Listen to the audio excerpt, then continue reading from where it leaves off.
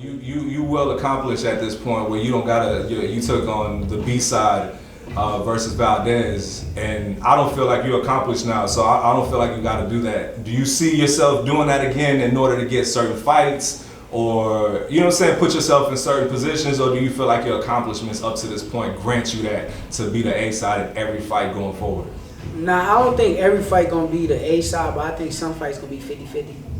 You know, just like when you go up to 135, it's other champions that did a lot of stuff in boxing already. So I see some of them fights being 50-50 instead of me taking the B side. I ain't taking no B side with nobody no more. I did my part. I went as an underdog with Valdez, and I dominated like the A side. So at the end of the day, I ain't doing that no more. I see 50-50 with anybody in the future. How important is it for you to be undisputed at 130? Is that something that you still chasing? Because I've heard you say that in a couple of interviews a couple months ago, that undisputed was something that one of your goals at 130. Going into the Robson fight, how important is that since you're defending your titles now? And well, I'm gonna leave a question right there. Yeah, I used to think it was like super important to be like undisputed, but then you gotta look at it like, if you like pay attention to boxing, what we call Floyd. Floyd was one of the greatest fighters ever, right? Yeah. Was he ever undisputed? Nope.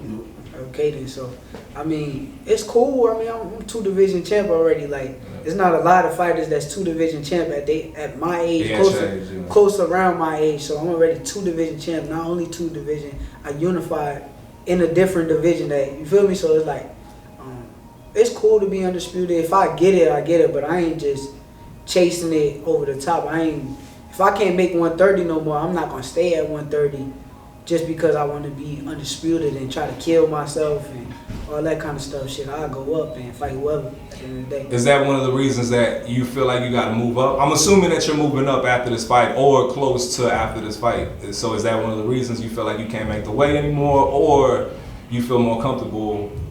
Or I mean, it's depending on the weight cut.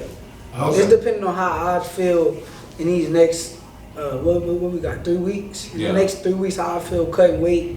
If the weight hard to make, shit, we going up. I ain't no ifs, ands, and buts. Well, let me ask you this. When you look at the landscape at 135, you got Haney, who's about to take on Cambosos, right? And you got Loma, who's about to fight Jermaine Ortiz. Yeah. Do you necessarily wait around at 130, defend your title one more time, and see what opens up between this time and the time that they take on their opponents? Because I'm assuming you don't want to move up to 135 and not have a direct title shot. I mean, shit, at the end of the day, I wouldn't mind if I can't make the weight going straight to 135 and fighting whoever. I can get a test fight at 135, see how I feel at the weight. So you're willing to do that, just move up without necessarily getting a title fight immediately? Yeah, I mean, at the end of the day, they fighting what, in October? I don't know when Lomachenko fight, but they not gonna be too far from me and them fighting. I mean, we never know. Me and them could fight in the beginning of the year next year. So you never know, depending on what I feel. If my weight, you feel me, hard to make. That's gonna determine whether you want to stay at 130. But at night, I stay and fight Cordina. I feel that's what I was going to ask you about Joe Cordina. Yeah. Because you mentioned before in other interviews, he's been talking a lot. And you really want to see that fight at this point. And I know he's still talking. I see it on Twitter all the time. Is that something that you, like, if you make this weight comfortably, that's the fight you want in next? Yeah, for sure. That's the fight for sure. Because you got to realize, like, even with a lot of these dudes, I start off talking good about these dudes, and they always take my compliments that I'm giving them as weakness or something. That's how I see it. Because now it's like, shit, I'm giving y'all compliments. I'm saying good things about y'all.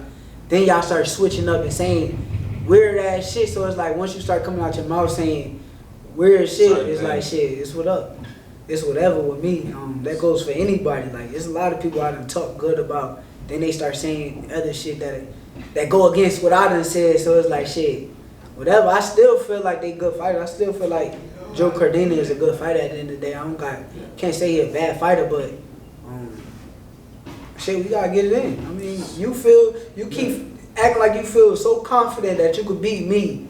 You keep going on Instagram. It was the Instagram post that blew me. He went on the Instagram post, comment under something and said something like, I thought I was supposed to be next. Like he was mad that I was fighting Robson. So, shit. After this fight, me and him gonna get in. Let's see what you're talking about. You feel like that's on the business side? Do you feel like that's an easy fight to make? Seeing how he's with Matchroom. Well, I'm not necessarily sure, but his last fight was versus Ogawa, and it was on DAZN. You feel like that's an easy fight to make between DAZN, Matchroom, and ESPN and Top Rank? I think any fight easy to make if the fighter really want to fight. But if the money's not necessarily there, you know what I'm saying? I don't want to say it's up. I don't want to say it's up to Bob Arum, but man, the money 9 times out of 10, the money always there. Yeah, money gonna be there. It's depending on if they want to come out their pockets and do it. But at the end of the day, if you're a fighter and you want to fight somebody, you go to your promoter and say you want to fight them. 9 times out of 10, they gonna do whatever to make it happen. I don't care who it is. So I think any fight should be easy to make if the fighter actually want to fight. But if they like tiptoeing around it and not really saying nothing, then the promoter 9 times out of 10 gonna take it as you don't really want that fight. So, but I'm one of them fighters. If I'm for sure I want to fight, I'll go to Bob Arum, I'll go to Jay. Like, yo, make this fight happen. yeah. I don't care. However it gotta.